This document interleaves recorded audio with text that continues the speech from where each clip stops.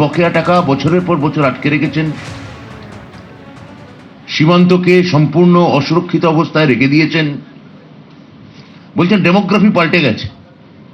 কাদের জন্য পাল্টালো? আর ডেমোগ্রাফি পাল্টে গেছে মানে কি? ডেমোগ্রাফি পাল্টানোর জন্য কি করতে হবে? ডেমোগ্রাফি আবার ঠিক করার জন্য এই রাজ্যে আর একটা গুজরাট ঘটাতে হবে। গুজরাট যদি ঘটায় বাংলা, তবে কি আবার ডেমোগ্রাফি চেঞ্জ হবে? আগের অবস্থায় ফিরে যাবে? মণিপুর নিয়ে একটা কথা বলছেন না কেন? ব্রিজভূষণ নিয়ে একটা কথা বললেন না কেন? উন্নাও হাতরাস এই নিয়ে চুপ কেন? আপনাদের মাথায় কি আছে না আমরা জানি। আপনি বাংলার আইন শৃঙ্খলা সুরক্ষিত করার কথা বলছেন, ভরসা দেওয়ার কথা বলছেন।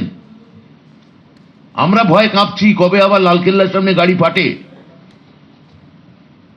আমরা ভয় কাঁপছি কবে আবার সংসদে বিস্ফোরণ হয়। পহেলগাঁওতে যে পর্যটক বৃন্দ মারা গেলেন, তাদের সুরক্ষা কে দেখবে? কারা কারা তার জন্য ধরা পড়লো, তার তালিকা কোথায়? তাদের ভারতবাসী দেখতে পাচ্ছে না কেন? পহেলগাঁওর ঘটনা যারা ঘটিয়েছিল, প্রায় 2 লক্ষ কোটি টাকা আপনারা আমাদের আটকে রেখেছেন। মনরেগার মজুরি বন্ধ করে রেখেছেন। গ্রামীণ আবাসনের টাকা আটকে দেওয়া হয়েছে। জল জীবন মিশন প্রকল্পে আমাদের বকেয়া টাকা দেওয়া হয়নি। আর মহারাষ্ট্র টাকা পাচ্ছে, গুজরাট তো পাচ্ছে, উত্তরপ্রদেশ পাচ্ছে।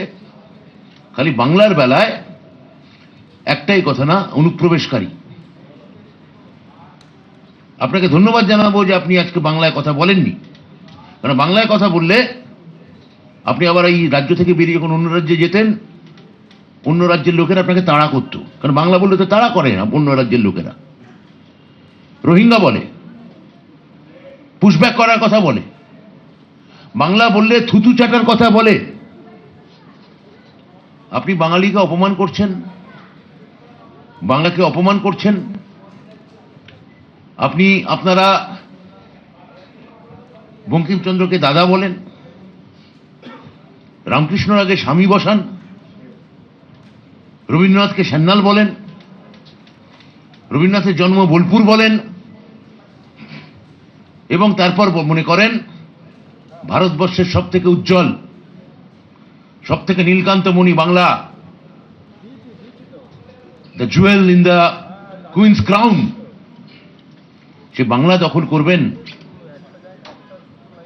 ওই মণি দখল আপনাদের ইন্টেলেকচুয়াল প্লেজার হবে বাংলা দখল করলে।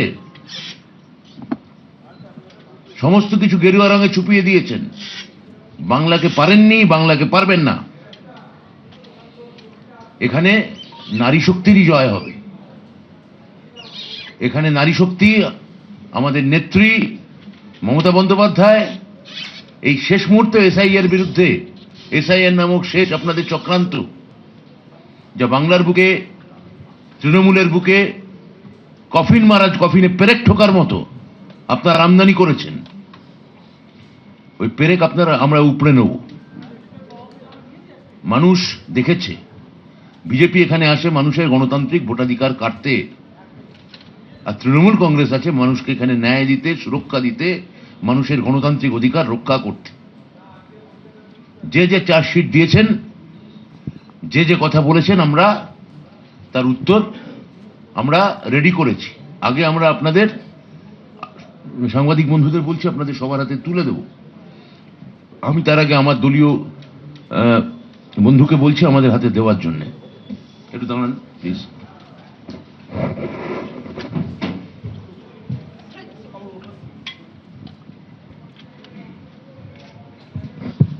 এটা ক্যাপশন বলতে পারেন, যেটা দেওয়া আছে, ফরেন গিয়ে বেচে দেশ বিশ্বগুরু ছদ্মবেশ। ফরেন গিয়ে বেচে দেশ বিশ্বগুরু ছদ্মবেশ।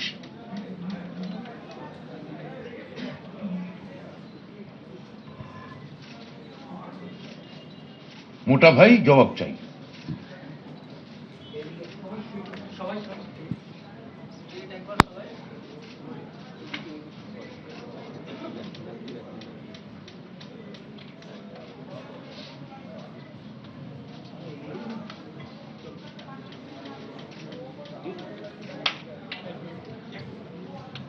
আমি আর একটা কথা বলে আমার সতীর্থ মহুয়া মৈত্রকে দেব। আমি লাস্ট শেষ করব। আমি শেক্সপিয়ার দিয়ে শুরু করেছি। বার্টল ব্রেস্ট তার ককেশিয়ান চক সার্কেলে বলেছিলেন যে বিচারপতি আজদাককে কেন্দ্র রেখে সব থেকে বড় ভাঁড় ক্লাউন আজকে বিচারকের আসনে বসেছে। ক্লাউন যদি বিচারক হন তাহলে সেই দেশের কি হতে পারে, সেই রাজ্যের কি হতে পারে, আজকে গোটা ভারতবর্ষ দেখছে। এবিপি আনন্দ, এগিয়ে থাকে, এগিয়ে রাখে।